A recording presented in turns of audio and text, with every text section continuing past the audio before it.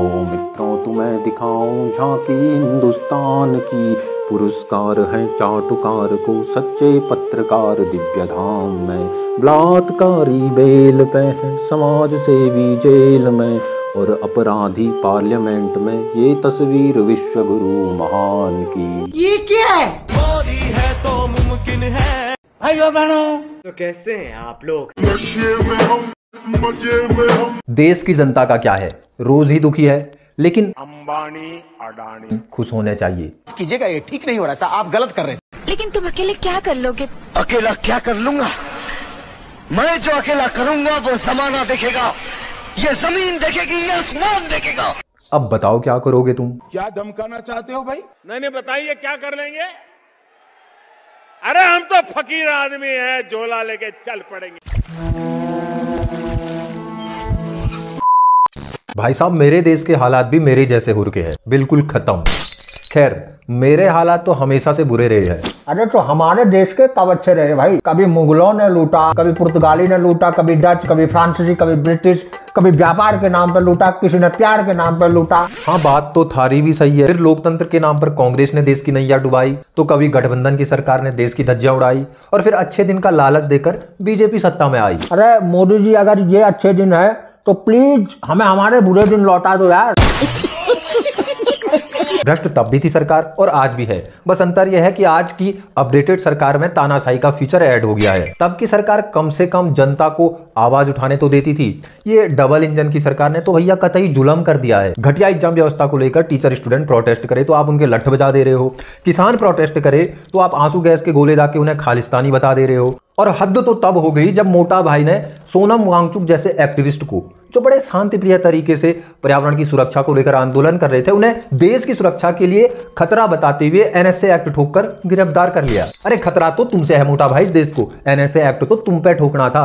पता नहीं कितने अपराध कर रखे हैं, और वो भी संगीन वाले। ये बात अलग है कि जितनी सफाई से मोटा भाई अपराध करता है, उससे अधिक सफाई से सबूत मिटा देता है।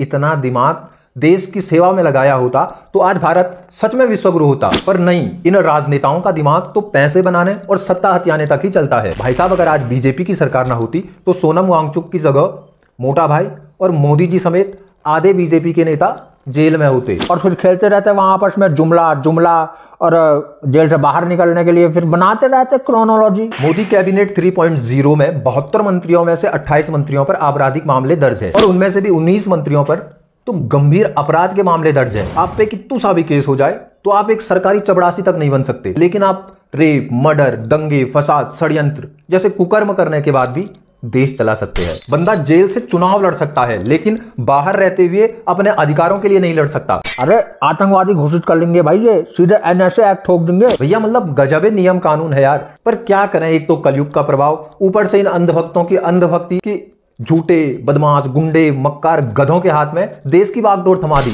और इसी का नतीजा है कि आज सोनम वांगचुक जैसे बुद्धिजीवी साइंटिस्ट जेल में है, जो आम जनता के दुख दर्द के लिए आवाज उठा रहा है। बेचारा आज खुद पीड़ा में है। नहीं, वांगचुक जी चाहते तो आराम से बैठकर खा सकते थे इस बुढ़ापे में, उन्हें जरूरत ही क्या थी भूख हड़ताल करने की। भगवान का दिया हुआ सब कुछ है, दौलत है, शोहरत है, इज्जत है, और अब जेल में है।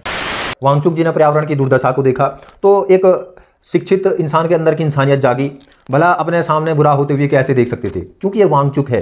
मोटा भाई और मोदी और इनकी बेशरम सरकार नहीं, कि जिन्हें ना तो मणिपुर की हिंसा नजर आती है, और ना ही 2020 से लद्दाख को पूर्ण राज्य बनाने के लिए जो शांतिप्रिय आंदोलन चल रहा है वो नजर आया। मोटा भाई को इन 6 सालों में नजर आया तो सोनम वांगचुक में आतंकवादी। हाँ, 370 हटाने में जरूर तेजी दिखाई बीजेपी सरकार ने, और इससे कश्मीर की जनता समेत देश भर के अंधभक्तों को लगा कि मैं तो तेरे को हरामी समझता था, तो राम निकला रे, देव मानुस निकला रे। जबकि ये लोग हैं हरामी ही। 370 हटाने के पीछे भी असली मकसद ये था कि अडानी ग्रुप को कश्मीर की जमीन बेची जा सके। अभी अडानी भाई को बिहार में 1020 एकड़ जमीन 25 सालों के लिए लीज पे दी जाएगी, और वो भी 1 रुपये प्रति वर्ष के हिसाब से।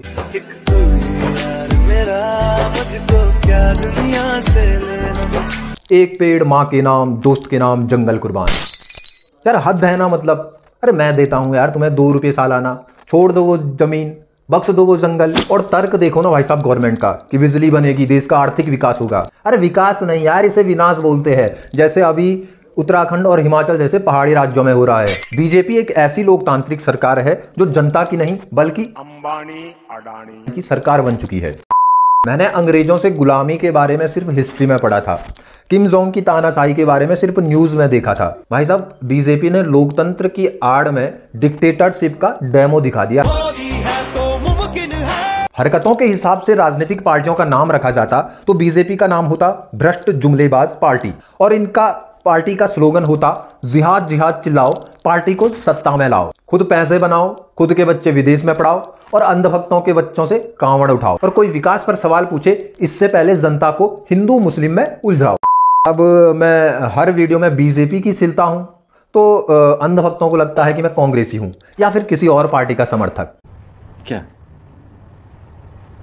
क्या बात कर रहे हैं? अरे हाँ, लगता है कईयों को, पर ऐसा नहीं है यार। वो बात दरअसल ये है कि जब से मैंने बोलना शुरू किया सोशल मीडिया पर, तब से बीजेपी सरकार ने ही गंद फैला रखी है।